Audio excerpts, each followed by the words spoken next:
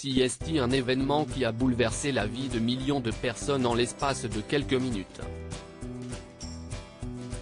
Dans la nuit du 5 au 6 février dernier, un très violent séisme a frappé de plein fouet la Turquie et la Syrie, et après plusieurs jours de fouilles et de recherches pour trouver des survivants, les chiffres sont effroyables. D'après les dernières informations, les différents tremblements de terre qui se sont abattus sur la région auraient fait plus de 8700 morts et on compte également plus de 20 000 blessés. Des chiffres terribles et une population qui va avoir besoin de l'aide internationale pour s'en sortir. Parmi les nombreuses victimes, on trouve notamment certains footballeurs bien connus, installés en Turquie et présents au moment des faits. Le cas de Christian Atsu, ancien joueur de Chelsea et enseveli sous les décombres pendant de longues heures, a fait beaucoup de bruit. Heureusement, ce dernier est sain et sauf et il va pouvoir se remettre doucement du cauchemar qu'il vient de vivre. D'autres sportifs célèbres ont vécu le drame au plus près, à l'image de Stéphane Bahoken, un footballeur français bien connu des amateurs du championnat de France. Passé notamment par Angers et Strasbourg, il joue actuellement pour le club turc de Kasımpaşa.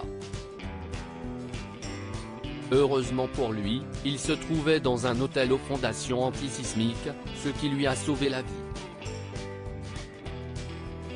J'ai été réveillé, peu après 4 heures, quand j'ai senti mon lit, puis toute la chambre bouger. Des armoires se sont effondrées, des vitres se sont cassées, raconte-t-il dans une interview accordée aux Parisiens. La peur vient ensuite, a posteriori. Tu te dis que se serait-il passé dans un autre hôtel? Sorti du séisme sain et sauf, Stéphane Bahoken va réaliser par la suite ce qui vient de lui arriver. La peur vient ensuite, a posteriori. Tu te dis que se serait-il passé dans un autre hôtel? Le plafond me serait peut-être tombé sur la tête. Tu comprends, après coup, que tu es passé à côté de la mort, raconte-t-il, avant de conclure, j'ai eu la peur de ma vie.